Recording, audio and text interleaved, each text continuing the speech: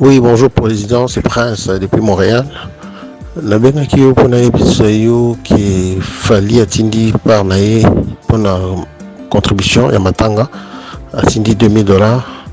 Alors nakotia na contact na Kelly comme ye eza kote kuna bongo na otinda yango mpa Kelly comme ça Kelly aluka yo bokutana mpona contribution ya fali. Merci.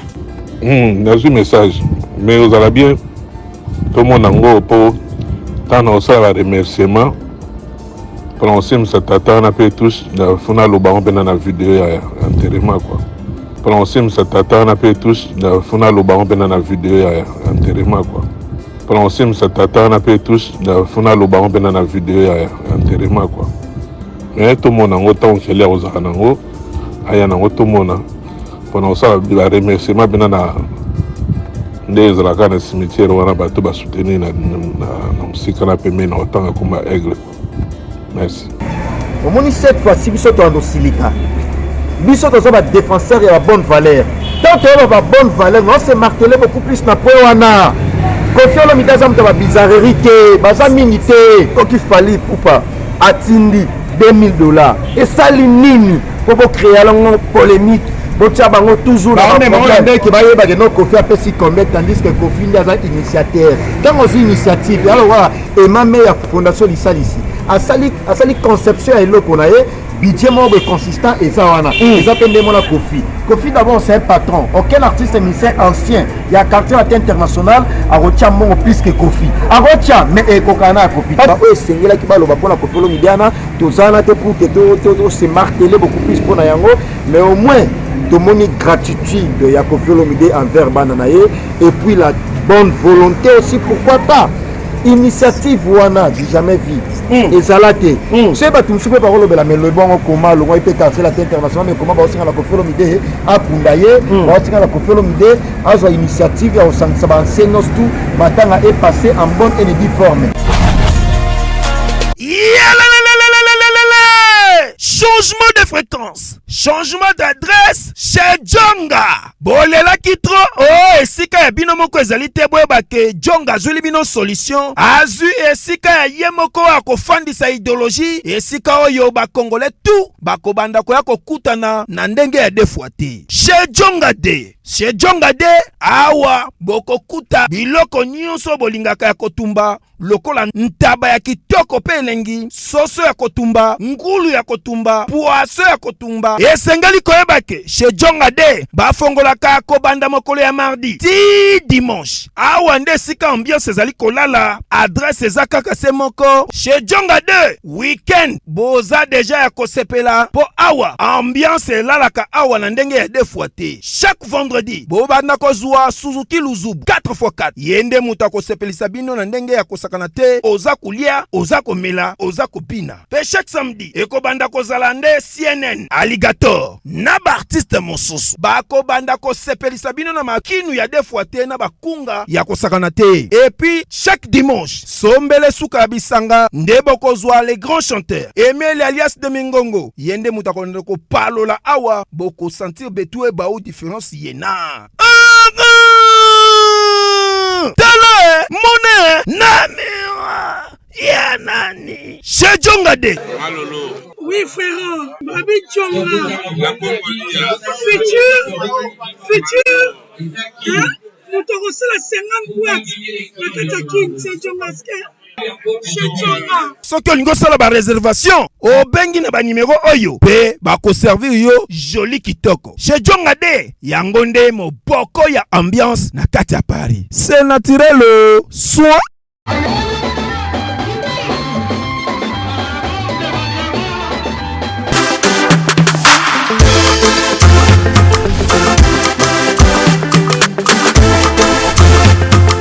Donne-nous tout ce qu'il y a de meilleur. Nazali Susu na mikabi chose simple telengano Yesu et on est né il est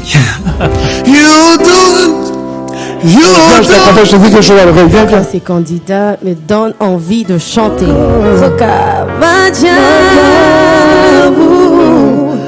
Sa bonté nous établit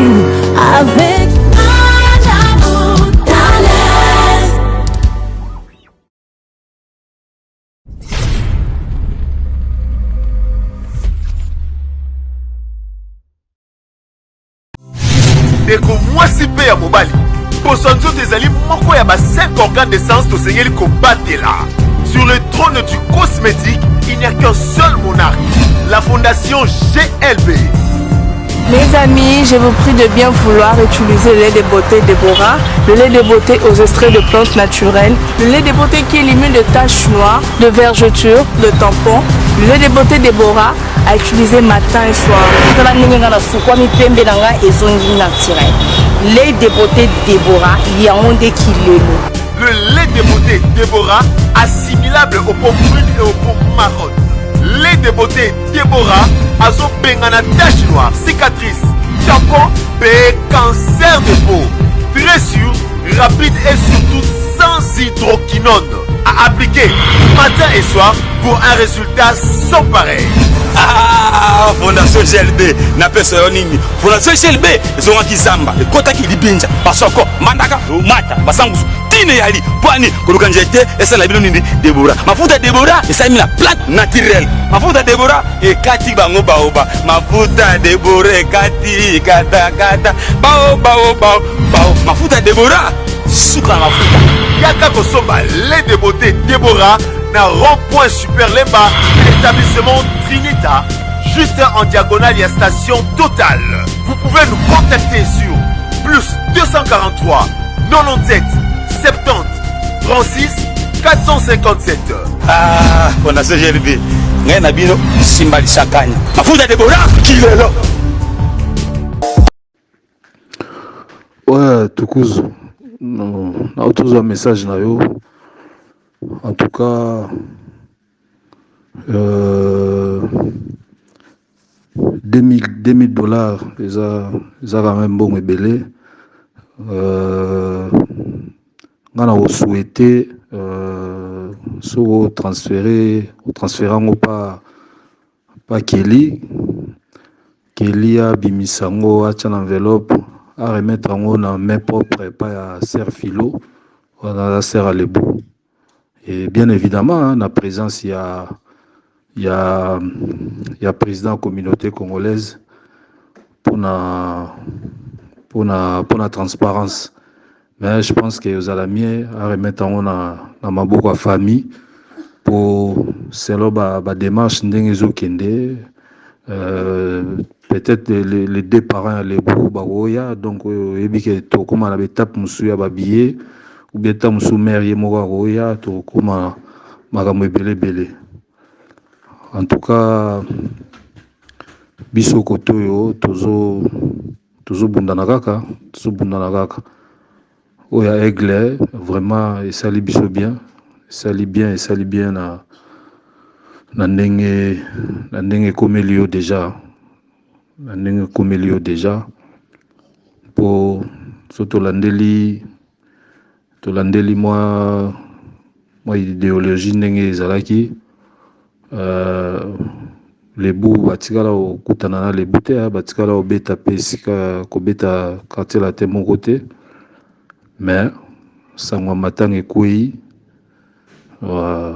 li asali par nae vraiment na kombo ya musicien na kombo latino to louer geste wana to dossier zananu mulaiti tina enterrement mais pour na bon wana nde komi je préfère vraiment remettre en la main propre pas à servir. Bon, à suivre. En tout cas, kitoko et salut bien donc Nzamba Pambula na oki babi ba okunda ebembe le 12 juin. Yo sera aigle ke ebembe okunda le 12 juin. Donc ce qui t'a ezanga appelé msuna ok Toronto le 12 juin. Voilà, bonsoir mesdames et messieurs, bonsoir à tout le monde parce que je suis là toujours Elenga Congo. Respect à notre patron qui est Trissi Belenga Pro et pourquoi pas la fan tout balina Mathieu Bonchi. L'actualité dominée par la mort de Lebou Kabouya, Ndeko Atika Gubiso, ex-musicien des quartiers latins et de notre patron Double King Kofi Olomide, le père de King. Donc oyo lelo yo quartier la Teza na Matanga. Mes condoléances à toute la famille de Lebou Kabouya et pourquoi pas dans l'artiste musicien congolais Nyoso Obagota Babissé. Je vais parler avec notre confrère Prince Bakali. Avec lui on va parler par rapport à la mort de Lebou Kabouya, l'organisation, il y a un voyage à Kofi Olomide à Betakitou. Mini pour la liwa Lebou Kabouya. Respect beaucoup à Youyou Kabouikou, les célèbres respect. À Malela de Londres des champions, la joie Amado Pichuna, la bosanité Dadi Yakuza, na Matu Idol Barota la Bisso. Prince Bakali, bonsoir. Bonsoir Mathieu Bonché, bonsoir Elenga Congo, Kessim Belenga Pro, bonsoir Yaouli Moucheni Kodamboka, notre Congolais français-américain, et puis Caps Kapangala les champions. Monté Mama Bita qui sont les pères de Gianni qui fondent les fils des champions, Caps Kapangala, Dédé Lucas Kashmania, Madame Amissa. Ma question a yo, ma réponse n'a pour la plaisir à Yaouli Moucheni Kodamboka. Kodamboka, Willy Moucheni, respect à vous et des retours avec force. Fondation Emame Alisalis. Il y a Emame à Fondation Alisalis. De retour avec force déjà. Prince Bakali et les loyaux, les Bougabouya Kéi, tout le monde a dit Kofi Olomide a senti ma ministère tout. Il y a quartier la terre, ils ont la Bebana, ils ont la Fingaka, ils ont la Bazala Bakuta na Ralisouste, mais à Sangisaki Bango. On a liwa les Bougabouya. Et ça va qui est bon, on a double kill, n'a pas ex-ministère naïe. Malgré, mais Liwa est 5 Siba. C'est une fierté parce que Kofi Olomide c'est quelqu'un de bien, c'est quelqu'un qui a un grand cœur. Et puis, comme on a des musiciens de Balongwaka, tout le monde a fait phénomène, c'est passé dans les marquis, mais les musiciens de Balongwaka, quartier international, dans l'académie. Et ça, les musiciens, le même Oyo Kofi Olomide a sangi, ça qui a réuni ça qui bango pour qu'il va faire la stratégie pour nos obsèques. Il y a Lebou Kabouya qui fait aussi. L'un des musiciens à quartier latin international ou à Kendara Pena les marquis. Mais Kofi Olomide est un père. Il y a Moutema Mounene, père qui a de l'amour aussi dans les vrais sens du mot. Américain qui peut faire réunir Bango pour qu'il va faire la stratégie, comme je l'ai dit. Mais c'est là qui va le pour la Kofi Olomide, tout ça pour que tout se marteler beaucoup plus pour Nayango. Mais au moins, tout le monde gratitude de Kofi Olomide envers Bananaye. Et puis la bonne volonté aussi, pourquoi pas. Initiative wana j'ai jamais vu et ça l'a été c'est pas tout super parole mais le bon comment le peut casser la tête internationale mais comment va aussi la Kofi Olomide à Kundaye va aussi la Kofi Olomide à une initiative au centre Sabansenos tout matanga est passé en bonne et due forme et comme ça il va te donner ba mamé Miline Zemba tous pépélé embêté et puis ba James Kabengeli avenue numéro 2 immeuble ba Dani Chandu chinois congolais ba Sam Kunku le nécessaire à Londres ba Kamwaki Bonité, Blaise, Barclays, Banque, Nakati à Londres, Jamal Mukuna Papa Confort, Kamwaki pour l'initiative, voilà pourquoi Papa Junior Yombo, il y a Gisèle Zina. Mais au moins, Bisso Presse et comme ça, il faut pour le monde que non, Kofi Olomide, Toyebele Bongo, Azamou, il y a acte, il y a générosité, tout le monde qui a encore une fois de plus personnel. Babi Andonga Akufa Inangola, Kofi Olomide a matanga à 100%. Yem Takunda Babi leader américain Kissinger, que je les salue aussi certainement. Ayebi Mamona sur la quai, Kofi Takunda, grand frère Naye Babia. Et ça n'est pas Kofi Motema Bolamu Naye, et Rosunga musicien Oba Longwaka, na continue à Rosunga Bango. Voilà. Voilà, merci beaucoup. Ma message à Outage Belé et pas Matou Idol. Et pourquoi pas Serge qui sait que mon vieux, Naba la joie Amado Pichuna. Prince Bakali lelo yo Fali Poupa a une cotisation il y a $2000. Artiste musicien mboka na biso a payé $2000 mais bato belé ba comme na ba comparaison ba comme na ba polémique mais l'artiste na biso a payé $2000 na zelana kato parole te $2000 wana par rapport que à sa juste contribution ou eza par rapport à matanga et bemende ba osenga yaki à sa contribution na et puis je vous signale mesdames et messieurs la histoire le Boukabouya patikala okutana ba beta vraiment orchestre teke bazo beta mbala moko na ba Fali et lobini yo tango au travail na Elenga Congo ngala oya après yo olongwa Elenga Congo da palais na yo mettons na yé na palais oyo zalaka ils ont fierté pour la yo na ngapé également la fierté ils ont le sentiment et sentiment c'est un sentiment de satisfaction. Il y a un moment qui place aux Zalaga à promettre à se démarquer. C'est une grande fierté. Les autres c'est que yo Zalana pena Zalana. Il fait déjà yo Zalana pena yewana. On comprend donc autant effectif ancien. Il y a quartier latin international autant yo autant penga.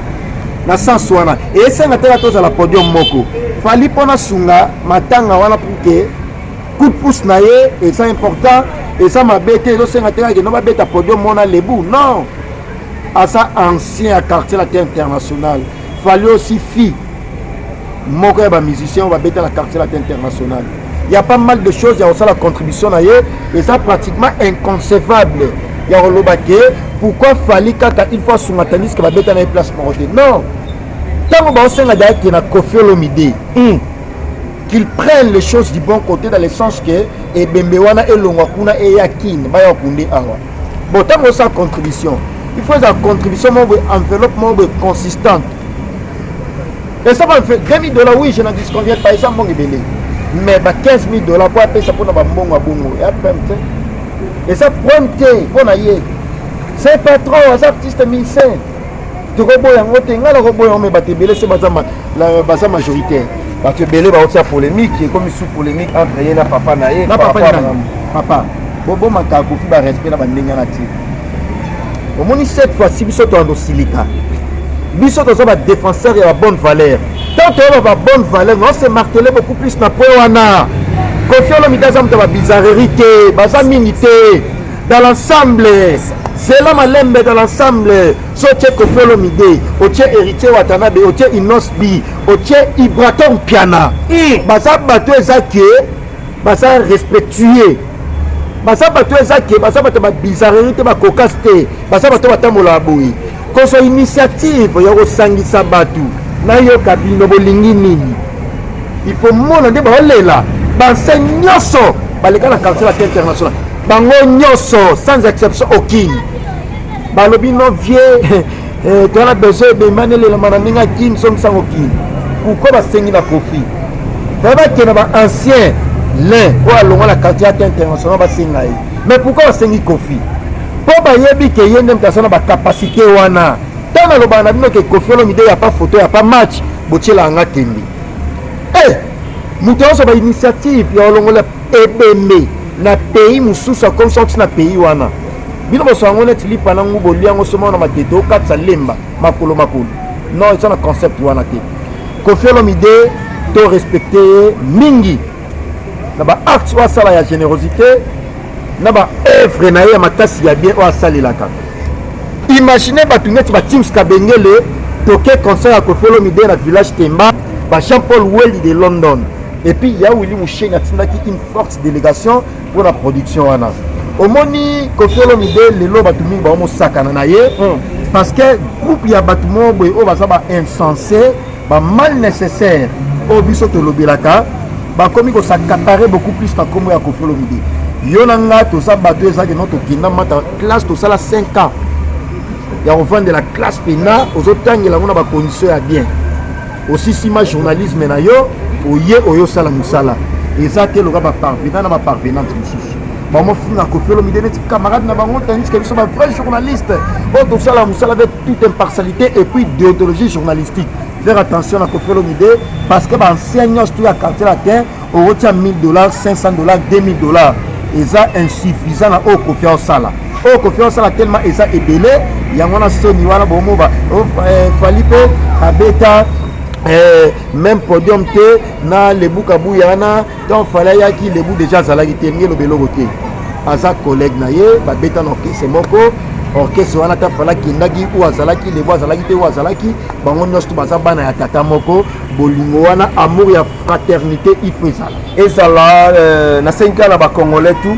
Kofi Olomide fali pupa baza bana ya ba out orchestre moko donc aza papa na ba out orchestre moko otika kotia polémique et puis Kofi Olomide otika polémique. Kofi Olomide a proposé un budget mo consistant pour na ba obsèque wana $80,000 abai pona matanga nyoso ele canonnaire akosala ngo akoki tolo ba mamba Kofi Olomide zotuna akoki mutaza da double king boss ya mboka yo kanti boss ya mboka ni zalaka ni tamba benga boss ya mboka okanti la simple slogan asa véritable boss ya mboka yibi ma mboko ebemba badia tse koma kisasa aba kuna na ba très bonne condition ebi combien Kofi Olomide dépenser Angola wana poto nanti $35,000 boske beme uti poto tie ya tabino sala ba cher Kofi Akepi apoto asali merci action de grâce.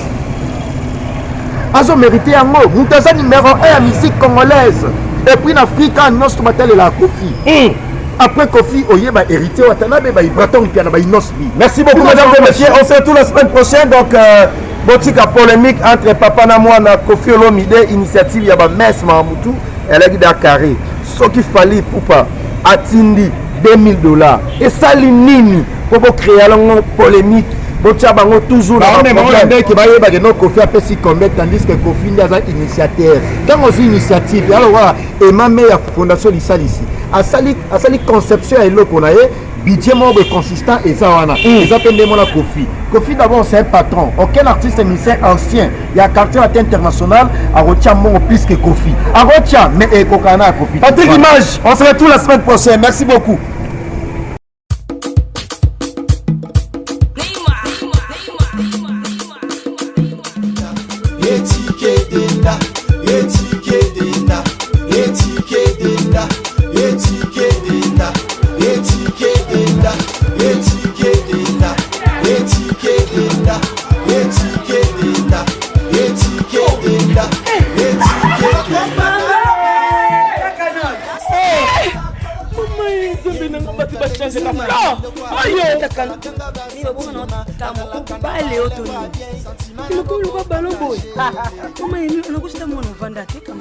na telema na toza awa tai toza awa tai ya maman Nicole Malonga donc aza partout dans le monde. Toza awa il est makandi maman Nicole Malonga telemi wana ni malata sula milaite anabuaka na ngatai maman Nicole Malonga makuya na kama kilo mkusi sans complexe. On a soli na maison on soli soli na ekokayo kota papa Neviso Yasika Eye, avec la nouvelle formule de la pommade Toza Awatai, une pommade à 100% satisfaction, une pommade à base de plantes naturelles, et là pour vous satisfaire bien sûr le femmes, et là pour vous mettre en valeur, pour vos agrandissements de fesses, seins, mollets et hanches, la pommade Toza Awatai est là pour vous satisfaire. Et les hommes, on ne vous a pas bien sûr oublié, la pommade Toza Awa est là pour vos agrandissements et allongements de pénis.